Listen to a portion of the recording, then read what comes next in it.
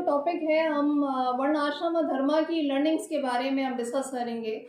अब ये दुबई से इसका क्या कनेक्शन है, हम दुबई से लर्निंग वर्ण आश्रम धर्मा की कैसे लेकर आए हैं, तो उसके विषय में हम अपने जो गुरु महाराज हैं हिज होलीनेस भक्ति राघव महाराज, हम उनका बहुत बहुत उनके चरणों में आभार प्रकट करेंगे कि उनके संग के कारण हमें ये पता चला कि वर्ण आश्रम धर्मा है क्या। और शिला प्रभुपाद जी ने उन इस पूरे जो सिस्टम है, जो पद्धति है वर्ण आश्रम धर्मा की, इसको क्यों इवन जाने से पहले भी जब वो दुनिया से अप्रगट हुए, जब वो जाने लगे, तो लास्ट में जो उनकी इच्छा थी, जो उनका मेन चिंतन था, वो वर्ण आश्रम धर्मा के बारे में रहा। तो क्यों रहा वो सब कुछ हमें पता चला हिज होलीनेस भक्ति राघव महाराज से। तो I will tell you about कि हिज होलीनेस भक्ति राघव महाराज का थोड़ा सा इंट्रोडक्शन, क्योंकि he is the pioneering one जिन्होंने रिवाइव किया है वर्ण आश्रम धर्मा को।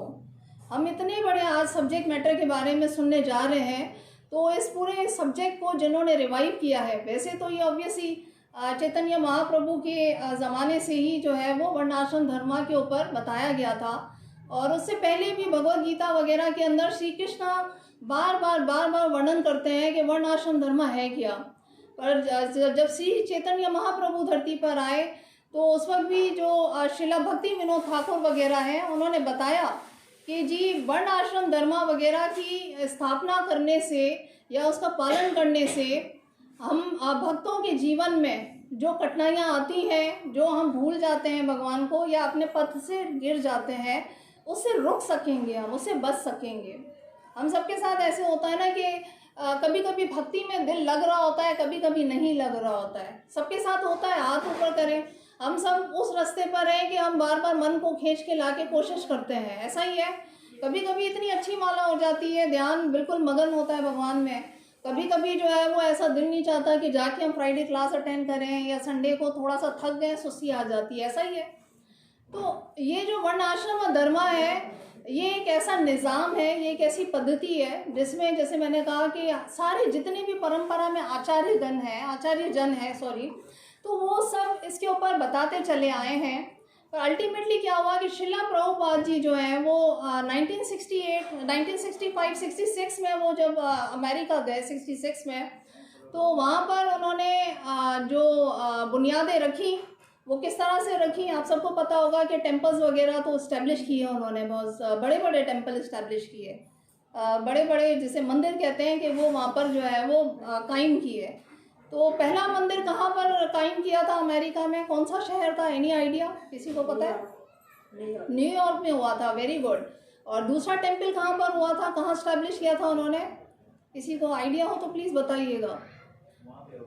सैन फ्रांसिस्को में किया था, वो भी अमेरिका के अंदर ही है।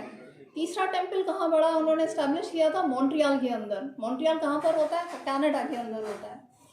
और उसके बाद फिर वो वृंदावन, मायापुर धाम और जुहू टेम्पल वगैरह की इस्टेब्लिशमेंट में लग गए। अब ये सारे जो टेम्पल्स की इस्टेब्लिशमेंट का काम हो रहा था ना, इसी टेम्पल्स की इस्टेब्लिशमेंट के काम के दौरान ही 1960 तकरीबन 8 के अंदर उन्होंने ये जो वेस्ट वर्जीनिया वगैरह है उसकी तरफ, वहाँ पर इस तरह की कोई सोसाइटी बनाने के लिए अपने डिसाइपल्स को बताना शुरू कर दिया कि जी हमें वर्ण आश्रम धर्मा को इस्टेब्लिश करने के लिए फार्म कम्युनिटी डेवलप करनी चाहिए। हम सबको जो है वो ये जो वर्ण आश्रम है, इसके वर्ण और आश्रम को समझने की ज़रूरत है, ये शिला प्रभुपाद जी ने बताना शुरू कर दिया था। और ख़ास तौर पे उसके बाद फिर आपको सबको पता है कि जो है वो 4 मूवमेंट शिला प्रभुपाद जी ने बताई थी। इस हरे कृष्णा मूवमेंट के बारे में आप सबको जानने की बहुत आवश्यकता है, इसलिए कि जब तक हम शिला प्रभुपाद के बताए हुए मार्ग को नहीं समझेंगे, हम फ्यूचर के लिए कोई काम नहीं कर पाएंगे। जो मोस्ट सेल्फ रियलाइज आचार्य इस दुनिया पे प्रकट हुए हैं, जो कि जिसे कहते हैं खुदा शनास हस्ती जो थी, या जिसे कहते हैं कि मोस्ट पावरफुल रेवोल्यूशनरी जो पर्सनालिटी इस दुनिया पे आई हैं, वो शिला प्रभुपाद जी हैं, ठीक है। उनका जो विजन था, उन्होंने जो ये बताया कि फ्यूचर में हमें क्या काम करना है, वो वर्ण आश्रम धर्मा के बारे में है। आप ये देखें कि जब वो शुरू में आए तो उन्होंने रास्ते जो है वो किस तरह से तय किए जहाँ तक पहुँचने के लिए। सबसे पहली चीज़ जो है वो उन्होंने क्या की, उन्होंने होली नेम के बारे में कहा कि हरे कृष्णा महामंत्र सब लोग ज्वाइन करें, इस मूवमेंट को, भगवान के नामों का जाप करें मंत्र का। इसके बाद उन्होंने क्या बताया कि बुक डिस्ट्रीब्यूट वगैरह करें। ये साथ साथ ही चल रही थी चीज़ें, पर आस्ते आस्ते ग्रेजुअली वो आगे गए। सबसे पहले उन्होंने बेसिक जो थी ना कि जी अच्छा भगवान का नाम लोग लेना शुरू कर दें, और साथ में टेम्पल वगैरह की स्थापना करें, और साथ में जो है वो जिसे कहते हैं कि कॉन्ग्रीगेशंस वगैरह जो है वो अटेंड करना शुरू कर दें। पहली चीज़ ये की उन्होंने, इसको कहते हैं राम धुनी मूवमेंट, या इसको संकीर्तना मूवमेंट भी कहते हैं। दूसरे फेज के अंदर शिला प्रभुपाद जी ने किस चीज़ को ज़्यादा से ज़्यादा बताया, उन्होंने कहा कि अब टेम्पल बड़े बड़े वगैरह जो है वो बनाए जाए। हालांकि उस वक्त से भी बनना तो शुरू हो गए थे साथ साथ, लेकिन मेन एम्फेसिस यानी दूसरी चीज़ जिसको उन्होंने ज़्यादा फोकस किया वो उन्होंने कहा कि जी टेम्पल वगैरह बनाए, ताकि लोग आए वहाँ पर बैठे और भगवान के नामों का जाप करें, साधु संग मिले, एक दूसरे से मोटिवेशन मिले, इंस्पिरेशन मिले। और तीसरी चीज़ जो उन्होंने बताई थी वो क्या थी, इनिशिएशंस वगैरह का बताया कि जी लोग अब जो है वो साधना करें अपनी पूरी। अब जिसको हम कहते हैं कि कौन सी साधना होती है, भक्ति साधना होती है, डेली की मालाएं होती हैं, आपको 4 नियम जो है वो फॉलो करने पड़ते हैं। तो उनके बारे में बताया कि फिर आप इनिशिएशंस वगैरह वगैरह लें, एजुकेशनल प्रोग्राम्स वगैरह आप जो अटेंड करें। सारे डिसाइपल्स को उन्होंने ज़्यादा ये चीज़ें बताई।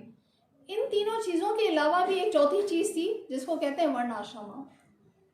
वो वाली चीज़ के ऊपर उन्होंने, जैसे मैंने कहा कि शुरू से ही बताना तो शुरू किया था, लेकिन उसके ऊपर असल जो काम करने के लिए जो छोड़ के गए वो किसके लिए छोड़ के गए, हम सब के लिए छोड़ के गए। उन्होंने कहा, उन्होंने असल में यानी शुरुआत तो कर दी थी। कैसे शुरुआत की थी कि 1977 के अंदर, आप सबको पता है ना 1977 के अराउंड उसी साल में ही शिला प्रभुपाद धरती से वापस गए थे ना, ऐसे ही है ना। तो उसी साल जाने से पहले कोई अगर एक चीज़ उनके माइंड में बार बार जो उनको चिंतित कर रही थी वो ये थी कि वर्ण आश्रम धर्मा को स्टैब्लिश करना है। और इवन वो बहुत ज़्यादा बीमार थे, और इतनी बीमारी थी कि डॉक्टर ने उनको हिलने से भी मना कर दिया था। बट उन्होंने उस वक्त भी जो है वो अपने डिसाइपल्स को कहा कि मुझे जो है वो कहाँ जाना है, लंदन जाना है, वहाँ से फिर अमेरिका जाना है, और वहाँ पर मैं करना चाहता हूँ ये सारे जो फार्म कम्युनिटीज़ होती हैं। फार्म कम्युनिटीज़ क्या होती हैं, जहाँ पर एक भक्तों का ग्रोह जो होता है, ग्रुप होता है, वो रहता है, 12-15 फैमिलियाँ होती हैं, और वहाँ पर फिर वो गौ माता वगैरह की सेवा करते हैं। वहाँ पर सारे जो फार्मर्स वगैरह होते हैं, यानी कि क्या कहते हैं, किसान वगैरह होते हैं, वो अनाज उगाते हैं, और लोगों के बच्चे वगैरह भी इस तरह की चीज़ें वगैरह सीख कर जो उनका वरण होता है उसके हिसाब से कलाएं सीखते हैं। तो ऐसी कम्युनिटी बनाना चाहते थे शिला प्रभुपाद, और उससे पहले भी वो ट्रेवल करके अमेरिका में गए, नॉर्थ अमेरिका की तरफ। क्यों गए, क्योंकि वो चाहते थे कि इस तरह की सिस्टम बन जाए, वर्ण आश्रम धर्मा जिसको हम कहते हैं। तो 50% जो मिशन था शिला प्रभुपाद जी का वो तो कंप्लीट हो गया। कैसे कंप्लीट हो गया, जिसमें हरि नाम की दीक्षाएं हो रही हैं, हरि नाम संकीर्तन कर रहे हैं लोग, माला कर रहे हैं लोग, और क्या कर रहे हैं, बुक डिस्ट्रीब्यूट कर रहे हैं, मंदिर बन गए बहुत सारे, है ना, ये सारे काम तो हो गए। पर वर्ण आश्रम जो है, फार्म कम्युनिटीज़, वो अभी तक बनी तो है, बहुत ज़्यादा काम भी हुआ है इस पर बहुत अभी काम करने की ज़रूरत है।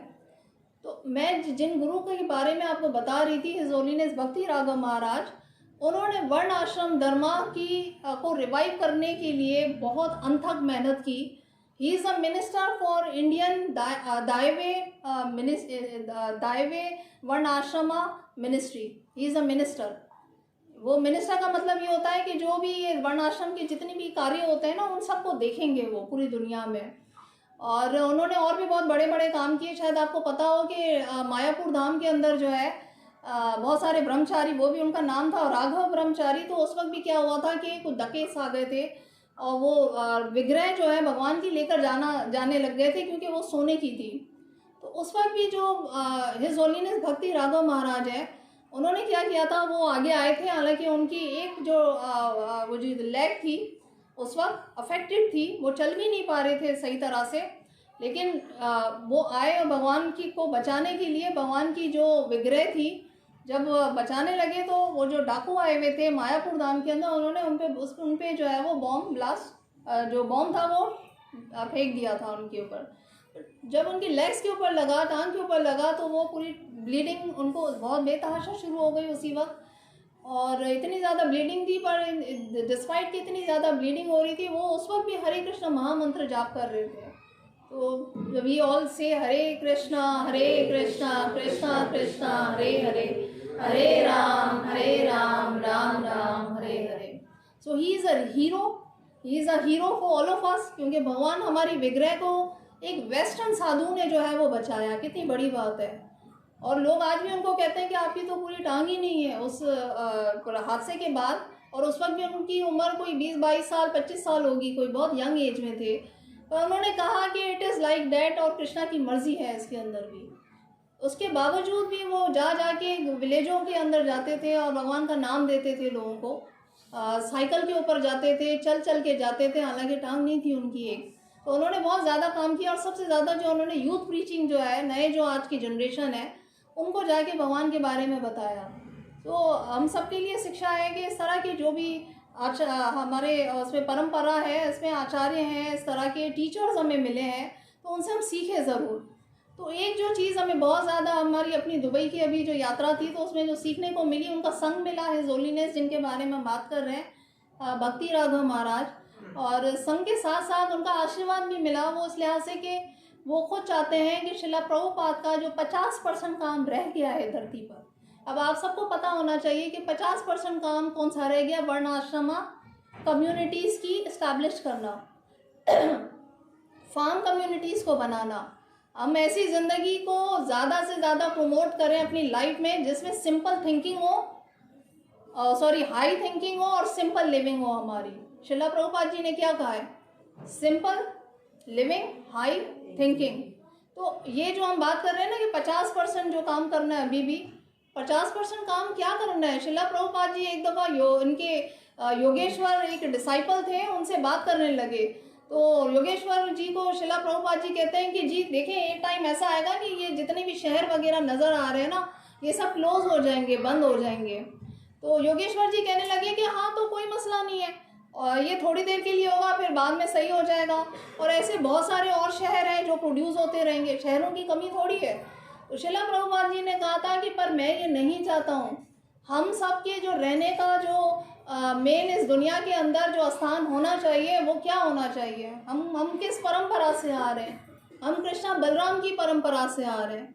कृष्णा बलराम कहाँ रहते थे, क्या करते थे? वो गैया चराते थे। बलराम भैया जी जो है वो निकालते थे मट्टी, और वो सारा जो भी ज़मीन है उसको बनाते थे ताकि उसमें से फूड वगैरह ग्रो करे। ये बलराम जी करते थे ना। उनके हाथ में क्या होता था? वो हल होता था ना, वो उससे धरती को सेट करते थे ताकि उसमें से फल फूल वगैरह खाने का जो भी भोजन है वो निकल सके। और कृष्णा जी क्या करते थे? गैयों को रखवाली करते थे, गैयों की केयर करते थे। तो ये वाली जो चीज़ है कि कृष्णा बलराम का जो कल्चर है, वृंदावन का जो कल्चर है, हमें उसको अपनाना है अपनी ज़िंदगी में। और अगर हम नहीं अपना पा रहे हैं, तो इसका मतलब ये हुआ कि हम शहरों में रहकर ये ज़रूर कोशिश करें कि जो छोटी छोटी सी चीज़ें हैं हम वो कर सकें। छोटी छोटी चीज़ें कैसे कर सकते हैं? हम सब शहरों में रह रहे हैं, हम गाँव में जाके तो प्रॉपरली अपना जो है वो स्थान यानी काफ़ी कंटिन्यू ज़िंदगी हम वहाँ नहीं कर सकते हैं। अपने घर को वहाँ शायद इस वक्त नहीं कर पा रहे होते हैं। तो क्या करेंगे वहाँ पर इस युग के अंदर, जिसमें हमारे पास ज़मीनें नहीं है? हम ये कर सकते हैं कि हम तुलसी देवी को ग्रो कर सकते हैं। हम तुलसी देवी जितनी हो सके उनकी सेवा कर सकते हैं। हम क्या कर सकते हैं कि गाय वगैरह की जो भी हमें पॉसिबल है, हमारे हाथ में है, उनको मंथली बेस पर या वीकली बेस पर या इवन डेली बेस पर अगर कर सके तो सबसे बेस्ट है। तो मंथली बेस पर अगर डेली बेस पे ना कर सके, मंथली बेस पे आप करते हैं, तो उनको पानी आप दे दें या उनको जो भी घास वगैरह है वो आप दे दें, ठीक है? क्योंकि कृष्णा बहुत खुश होते हैं गाय की सेवा से। एक चीज़ याद रखिएगा, ये जितनी चीज़ें हम बता रहे हैं ये सारी वर्ण आश्रम धर्मा से रिलेटेड चीज़ें हैं जो भगवान जी ने हमें बताई हैं कि ये हमें करनी चाहिए।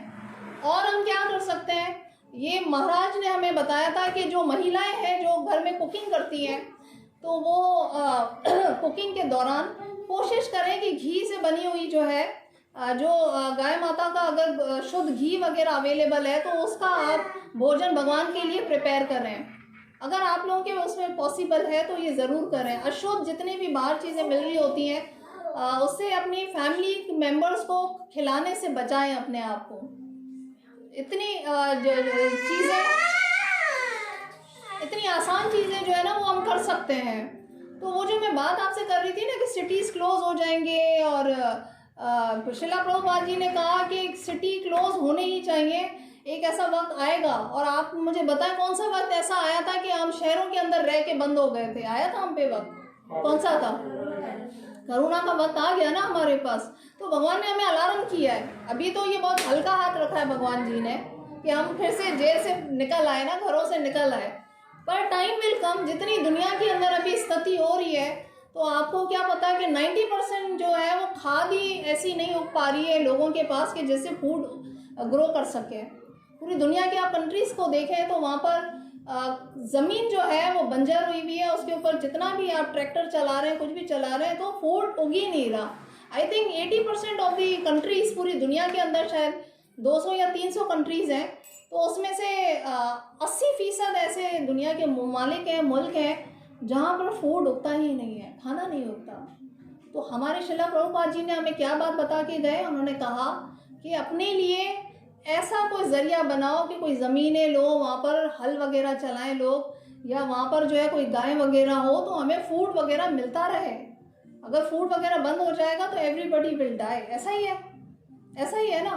तो शिला प्रभुपाद जी ने देखे पहले से ही बोल के चले गए हमें, और आज वो चीज़ें सारी क्या हो रही है? साबित हो रही है। कोविड आ गया, फूड वगैरह लोगों को नहीं मिल रहा था, आप सबको ही पता है। खाना तक नहीं मिल रहा था, बहुत सारे लोगों को बाहर भी नहीं निकल पा रहे थे, दुकानें बंद थी, उग नहीं रहा था खाना पीना, और अभी भी बहुत शॉर्टेजेस हुई भी है पूरी दुनिया में। अब ये जो वर्ण आश्रम धर्म है, इससे हम सबको क्या मतलब? हम तो शहरों में यहाँ पर गुजारा कर रहे हैं, हमें क्यों इसको अपनी ज़िंदगी में लगाने की ज़रूरत है? कोई बताएगा?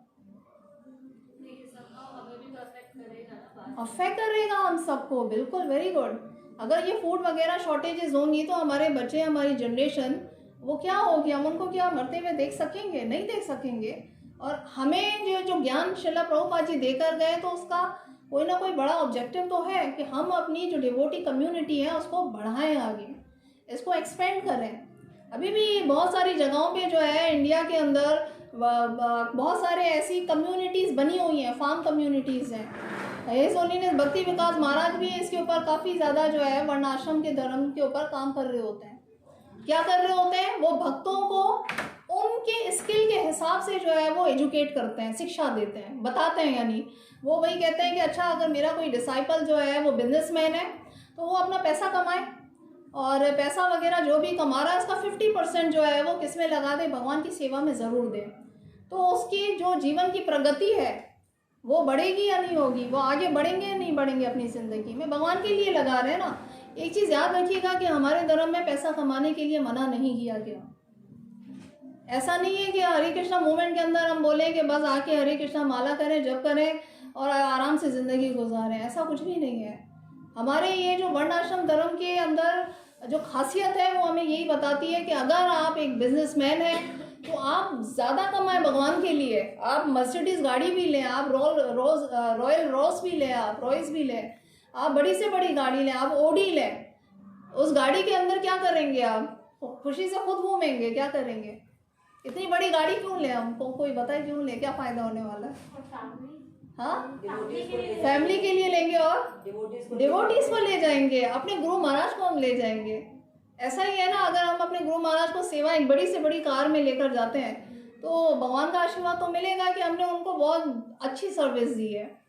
सो 50% जो है हमने जो है वो दुबई की इसी ट्रिप में महाराज से पूछा था यही सवाल कि कितने %, क्योंकि देखिए बाकी रिलीजन के अंदर आप सबको पता है क्या बताया जाता है ना, ज़कात दें, 2.5% हिस्सा कुछ ज़कात दें। तो आप सबको जो भी बाहर आज हम काम कर रहे हैं, आप सबको ये ज़हन में रखनी चाहिए बात। मिनिमम आप कोशिश कर सकते हैं अगर तो 50% अपना हिस्सा दे दें, और 50 नहीं दे सकते, बहुत ज़्यादा है ये, हम सब इतना शायद अर्निंग भी नहीं है हमारी, तो एटलीस्ट 25% हम ज़रूर दे दें उसमें से। शास्त्रों में 50% का है, बट 2-3 जगहों पे ये भी बताया गया है कि 25% जो है एक हिस्सा भगवान के कामों में आप ज़रूर निकाल के दे दें। तो ये जितनी भी वर्किंग क्लास है उनके लिए कहा गया है।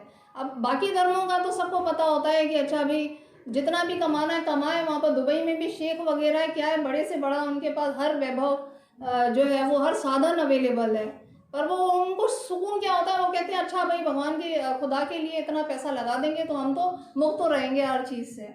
हमारे धर्म में भी कोई पैसा कमाना, मेहनत करना, आगे बढ़ना, एमडी पोजीशन पे जाना, प्रेसिडेंट बनना, बल्कि वैष्णवास को ज़्यादा आगे आना चाहिए।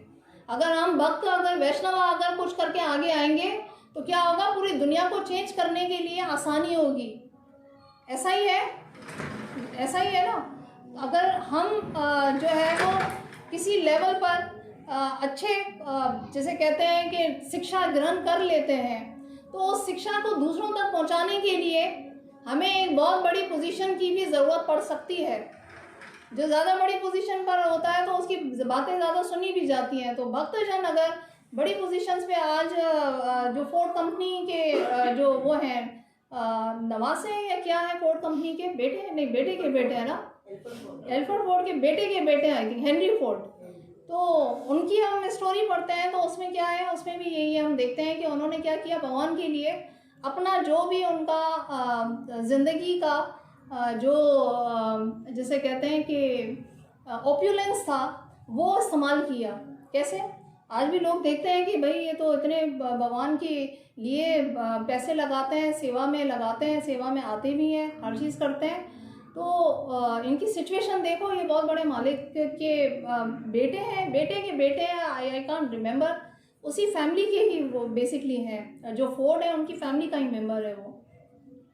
तो कहने का मकसद ये है कि ज़िंदगी में आगे बढ़ें, आगे जाएं, कोई किसी काम के लिए रोकेगा नहीं। हरे कृष्णा मूवमेंट ऐसी चीज़ है कि ये जो वर्ण आश्रम धर्म है ना, वो एक बात बताते हैं, वो बताते हैं add Krishna to your life. आप जो भी कर रहे हैं, अगर बिजनेसमैन है, आप बिजनेस कर रहे हैं, आप ऐड करें कृष्णा को, जहन में रखें कि कृष्णा के लिए कुछ देना है, इसमें से कृष्णा के लिए करना है। अगर आप जो है वो क्षत्रिय नेचर के हैं, अगर आपके अंदर एडमिनिस्ट्रेशन या मैनेज करते हैं चीज़ों को, या आप रक्षा करते हैं चीज़ों की, जैसे बहुत सारे यहाँ पर ऐसे भी लोग होंगे जो काम कर रहे हैं तो वहाँ पर वो एडमिनिस्ट्रेशन वगैरह में होते हैं, या इवन चीज़ों की रखवाली करने के लिए होते हैं या रक्षा के लिए होते हैं। तो ऐसे जो लोग होते हैं वो भी भगवान की सेवा में अपना जो भी स्किल सेट है वो लगाएंगे तो अवश्य ही जो हमारी सोसाइटी है उसमें जो नाना प्रकार की बुराइयां फैल रही होती हैं, लोगों को प्रोटेक्शन नहीं मिल रही है, या बिला वजह की जो है वो अब्यूज़ किए जाते हैं बहुत सारे लेवल पर, तो उससे भी रक्षा होगी और भगवान भी प्रसन्न रहेंगे और जो काम है निज़ाम है ज़िंदगी का वो अच्छा रहेगा। तीसरी चीज़, अगर कोई जो है वो बिज़नेस वगैरह जो है वो कर रहा है, जैसे बिज़नेस क्लास का तो मैंने बता दिया ऑलरेडी, बिज़नेस में भी बहुत सारी तरह की चीज़ें होती हैं। तीसरी चीज़, अगर किसी के पास बहुत इंटेलिजेंस है, किसी के पास बहुत अच्छी स्टडी वो कर सकता है। शिला प्रभुपाद जी का एक शुरू में जब उनके सारे राइटअप्स आ रहे थे, एसेज आ रहे थे, तो शिला प्रभुपाद जी कहते थे कि ये जो शिक्षा है ना, ब्राह्मण जो है वो हर कोई नहीं बन सकता, या जो गुरुकुल है, गुरुकुल के अंदर हर बच्चे को एडमिशन नहीं कराने की ज़रूरत है। आजकल जितनी बहुत सारी वुमेन्स होती हैं तो वो आती हैं हमारे पास भी, कहती हैं हमें अपने बच्चे को दाखिल कराना है, हमें गुरुकुल में डलवाना है। आप सबकी भी इच्छा होगी कि हमारा बच्चा गुरुकुल में जाए, लेकिन एक बात याद रखिएगा, जो शिक्षाएं हैं हमारे धर्म के अंदर, हर बच्चे को गुरुकुल में डालने की ज़रूरत नहीं है। हर बच्चा ब्राह्मण लेवल का नहीं होता है। गुरुकुल एक बहुत स्पेशलाइज इंस्टीट्यूट कहलाता है। गुरुकुल के अंदर वो बच्चे डालें जो पढ़ सकें, जो रिसर्च कर सकें, जिनके पास बुद्धि बहुत ज़्यादा हो। या तो वो ब्राह्मण बनेंगे या वो क्षत्रिय वगैरह बनेंगे, तो वो मैनेज करेंगे दुनिया को, दुनिया के कामों को चला सकते हैं वो। अब बाकी बच्चे जो है वो कहाँ जाएंगे, ये एक जहन में सवाल आता है ना, बाकी बच्चों को कहाँ डालें। गुरुकुल में जो शिक्षाएं दी जाती हैं उसको कहते हैं फॉर्मल एजुकेशन, फॉर्मल शिक्षा। अब एक चीज़ आप भी, आई वॉज लिसनिंग दिस कि जी ये क्या बात कर रहे हैं कि जी गुरुकुल के अंदर जो है वो तो खाली 20% या 30% लोग ही उसके अंदर जाएंगे, तो बाकी बच्चे कहाँ पर पढ़ेंगे, फिर शिक्षाओं के लिए कहाँ भेजें। आपके माइंड में भी सवाल आ रहा होगा ना, ये मैं भी उस वक्त बहुत चौंक गई थी कि हम तो ये समझते थे कि सारे बच्चों को भर्ती करो गुरुकुल में, वहीं पर सबसे बड़ी शिक्षा है। जो हमारा वैदिक कल्चर है उसमें कहा जाता है कि जो ब्राह्मण और जो क्षत्रिय है उनके पास दिमाग ज़्यादा होता है, वो अच्छी स्टडी कर सकते हैं, शास्त्रों का अध्ययन कर सकते हैं, लोगों को गाइड कर सकते हैं, दुनिया के सिस्टम को, संसार को चला सकते हैं, उनको गुरुकुल में डालें। और बाकी जो लोग हैं उनको किस में डालेंगे, बिजनेस में डाल दें, आप बिजनेस करने में डाल दें। या फिर सेवा के अंदर डाल दें। अब वो बिजनेस और सेवा करने के लिए किसी स्कूल की ज़रूरत नहीं पड़ती है। बिजनेस करने के लिए या सेवा करने के लिए किसी स्कूल की ज़रूरत नहीं पड़ती है। आप वृंदावन के का माहौल देखें तो वहाँ पर श्री कृष्णा जो है वो गैयों की रखवाली करते हैं, गैयों को केयर करते हैं। वो जाके किसी से सीखते हैं क्या? मुझे बताएं। गैयों के साथ खुद ही खेलते रहते हैं, उनको संभालते हैं, उनको खिलाते हैं, पानी देते हैं। आप समझ रहे हैं? उनको ऐसे माहौल में डाला जाता है कि वो नेचुरल है। ये कुछ चीज़ें ऐसी होती हैं कि नेचुरली आपके पास होती हैं। तो बलराम भैया है, उन्होंने किसी से सीखा थोड़ी कि किस तरह से जो है वो धरती को लेवल करना है और धरती से जो है वो फल फूल वगैरह भोजन वगैरह उगाना है। जो बलराम भैया है उनको शिक्षा के लिए कहीं जाना नहीं पड़ा था इन कामों के लिए। तो यहाँ पर आप सबसे कहने का मेरा निवेदन ये है कि शिक्षा की जो हमारे कॉन्सेप्ट हैं, जो बच्चों को हमें शिक्षा देनी है आगे ज़िंदगी में, वो उसकी दिमाग के हिसाब से दें। आप हर बच्चे को कोशिश ना करें कि वो कोई बड़ा जो है वो स्कॉलर बने, वो कोई बड़ा बिजनेसमैन बने। हर बच्चे को ना कोशिश करें कि वो कोई बहुत अच्छे रिमार्क्स या मार्क्स लेके आएगा। हर बच्चे के पास वो दिमाग नहीं होता। ये हमारे अपने शास्त्र कहते हैं, ये हमारे आचार्य कहते हैं। तो कुछ ऐसे बच्चे होंगे जिनके पास म्यूज़िक का टैलेंट ज़्यादा अच्छा होगा, कुछ बच्चे ऐसे होंगे गा ज़्यादा अच्छा सकते हैं। और ऐसा ही हुआ है हरे कृष्णा मूवमेंट के अंदर। शिला प्रभुपाद के बहुत सारे डिसाइपल ऐसे हैं कि वो बड़ा म्यूज़िक अच्छा चलाते थे और वो म्यूज़िक की ही उनको आगे सेवा मिलती थी। गाते बहुत अच्छा थे तो गाने की सेवा मिलती थी। जो बिजनेसमैन थे तो उनको पैसे कमाने की सेवा मिल जाती थी। तो आप समझ रहे हैं कि बच्चे का पहले तो आप लेवल देखें कि उसका वर्ण क्या है बच्चे का, फिर उसके हिसाब से उसको उस आगे के फ्यूचर के लिए डेवलप करें। अब आप सब में से कितने ऐसे लोग हैं जो जानते हैं कि वो किस किस वर्ण से हैं? हाथ रेस करें। आज का जो टॉपिक है वो वर्ण आश्रम है। आप सबको पता है आपका वर्ण कौन सा है? हमारी जो वैदिक एजुकेशन है, हमारी जो शिक्षाओं का सिस्टम है, सनातन शिक्षाओं का सिस्टम है, उसमें पहली चीज़ जो हमें जाननी चाहिए, अपने बच्चे के लिए भी जाननी चाहिए, वो ये है कि उस बच्चे का वर्ण कौन सा है। वर्ण कौन कौन से होते हैं बाय द वे? कोई नाम बताएगा? आप लोग बताएं वर्ण क्या होते हैं। ये देखें आप, मैं आपको जो चीज़ें बता रही हूँ ये आपके अपने बच्चों के फ्यूचर के लिए बहुत इंपॉर्टेंट है। अगर आप लोगों को यही नहीं पता तो आप उसकी आगे तरक्की में बहुत बड़ा रोल प्ले नहीं कर सकते हैं। I tell you the truth.